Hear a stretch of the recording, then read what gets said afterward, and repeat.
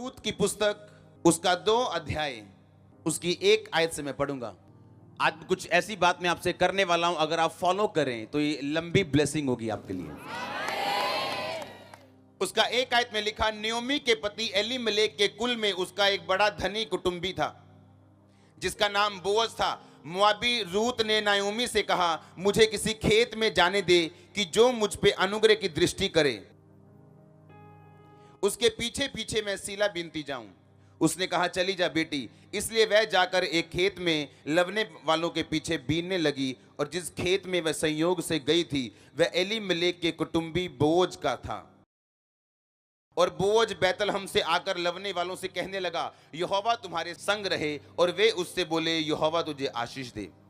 Boaz ने अपने सेवक से जो लवने वालों के ऊपर ठहराया गया था पूछा, ये किसकी कन्या है? जो सेवक लवने वालों के ऊपर ठहराया गया था उसने उत्तर दिया, वे मोआबी कन्या है जो नयोमी के संग मोआब देश से लौट आई है।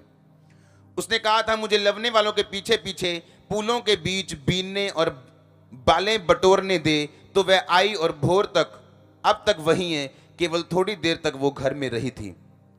तब बोअज ने रूत से कहा, हे मेरी बेटी, क्या तू सुनती है? किसी दूसरे के खेत में बीनने को ना जाना, मेरी ही दासियों के संग यही रहना। जिस खेत को वो लवती हूं उस पर तेरा ध्यान बंधा रहे और उन्हीं के पीछे पीछे चलना। क्या मैंने जवानों को आज्ञा नहीं दी कि वे तुझे तंग ना करें? जब वे तुझे प्यास लगे तो तू बर्तनों के पास जाकर उन्हीं का पानी पीना जिनसे जवान लोग भरते हैं। जब वह भूमि तक झुककर मुंह के बल गिरी और उससे कहने लगी, क्या कारण है कि तूने इस परदेशन पर अनुग्रह की दृष्टि करके मुझे याद किया और मेरी सुधि ली?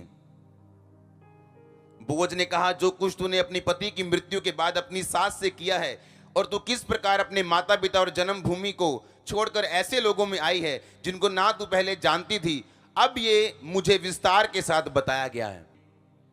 जो वचन मैंने आपके लिए पढ़ा, रूत की अगर आप लाइफ पढ़ें, बोअज की लाइफ पढ़ें, तो बोअज को यह बताया गया था, एक अच्छी इंफॉर्मेशन दी गई थी कि भाई ये जो औरत आई है ना रूत, ये ऐसी औरत है जिसने अपनी सास को छोड़ा नहीं, क्योंकि उसकी सास यहोवा को मानती थी। ये अपने देश में वापस उस मूर्ति पूजा में नहीं गई, पर अपनी सास के साथ रही, ये जानते हुए भी कि इसे दुख झेलना पड़ेगा।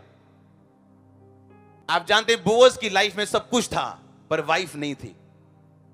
पैसा था, खेत थे, घर था, एवरीथिंग उसके पास था, पर उसका घर सेट नहीं था।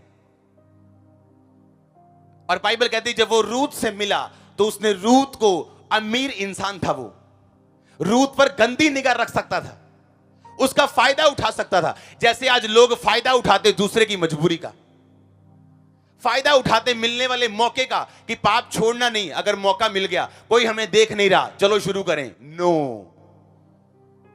उसने कहा, तुम मेरे खेत में रहना, जो पानी मेरे लोग पीते तुम पीना, जो ये खाते हैं तुम खाना, किसी दूसरे के पास मत जाना क्योंकि लोग बड़े खराब है बाहर, यहीं में रहना। उसने कोई फायदा नहीं उठाया, उसकी जरूरत का कोई फायदा नहीं उठाया, अपने कैरेक्टर को साबित किया कि अभी भी परमेश्वर में। और बाइबल कहती बोअज को परमेश्वर ने एक ऐसी औरत दी जिसने दाऊद, जिसने प्रभु यीशु मसीह के वंश को पैदा किया। और बाइबल कहती परमेश्वर ने बोअज के घर को बसाया, परमेश्वर ने बोअज के घर को ब्लेसिंग दी, उसके खेतों के ऊपर, उसके बिजनेस के ऊपर, उसकी फैमिली के ऊपर, उसकी सेहत के ऊपर। अब बोअज का हर एक पहलू जो उसकी लाइफ में था मोर देन ब्लेस्ड था, आशीषित से भी ज्यादा आशीषित था। आपकी लाइफ कोई अच्छी फैमिली सेट नहीं कर सकती, आपकी लाइफ पैसा सेट नहीं कर सकता। एक बंदा जिसे बचपन से उसको बेचैनी थी, उसकी बेचैनी खत्म नहीं होती थी, उसने कहा मैं बेचैन इसलिए, मैं गरीब हूं, बाहर चला गया, फॉरेन चला गया, कंपनी खोल ली, अमीर हो गया, बड़ी गाड़ी फेरारी ले ली, महंगी गाड़ियां ली, तब भी उसका मन बेचैन और वो खुश नहीं। एक दिन मीटिंग में जाता और उसे मालूम होता है, क्योंकि वो मुस्लिम था और यहूदियों की खिलाफत करता था, मीटिंग में जाके मालूम होता है कि यीशु मसीह राजाओं का राजा है और वो शांति का राजकुमार है, और मेरे ऊपर श्राप है क्योंकि मैं यहूदियों की बड़ी गलत तरीके से गालियां निकालता रहा हूं उनको, और परमेश्वर ने कहा जो अब्राहम को श्राप देगा मैं उसे श्राप दूंगा। उसने परमेश्वर को कबूल किया, ग्रहण किया, और वो श्राप उसकी जिंदगी से गया और उसका घर सेट हुआ। आपका घर आपका पैसा सेट नहीं कर सकता। पर्दे पे जिनको लाखों लोग चाहते हैं, पीछे रोज रोते हैं रात को। जिनके गाने आप सुनते हैं, पीछे रोज रोते हैं रात को। क्योंकि परमेश्वर ने कहा अगर तू घर सेट करना चाहता है और मेरी ओर से वो सेटिंग हो, तो तुझे एक ऐसे कैरेक्टर की जरूरत है जो बाइबल बेस्ड हो। अगर आपको अच्छा कोई मिल भी जाए अपनी लाइफ में, आप उसे गवा दोगे अगर आपका कैरेक्टर सही नहीं है तो। अगर आप सपोर्टिव नहीं है परमेश्वर के विजन के, क्योंकि आप एक बात जानते हैं, आप सिर्फ कुर्सी पे बैठने के लिए नहीं बुलाए गए हो। अगर आप सुन रहे हो, आप किसी काम के लिए बुलाए गए हो। अगर आप यहां पे हो, किसी काम के लिए बुलाए गए हो।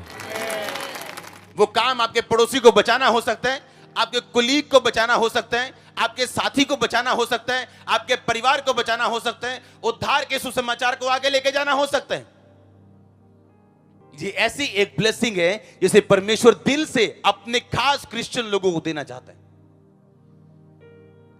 लिखा उसने दाइयों के घर बसाए, दाइयों की फैमिली बसाई, उसके घर बसाए, चारों तरफ से उनको आशीषित किया, क्योंकि उन्होंने परमेश्वर के प्लान को सपोर्ट किया और उनको मारा नहीं।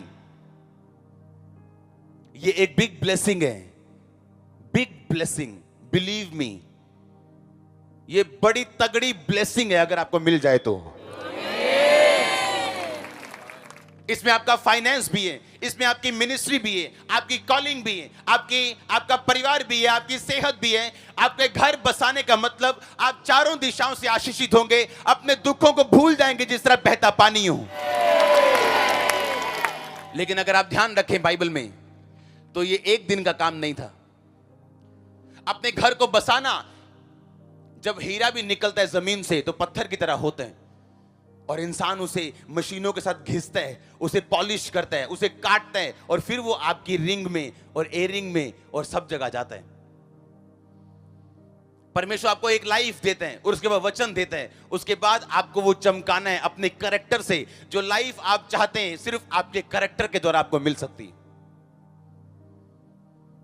अगर बोअज ने उस रूत का फायदा उठाने की कोशिश की होती, रूत तो शायद ना मानती उसके साथ गलत काम करने के लिए, लेकिन उसकी मैरिज कभी भी रूत से ना होती।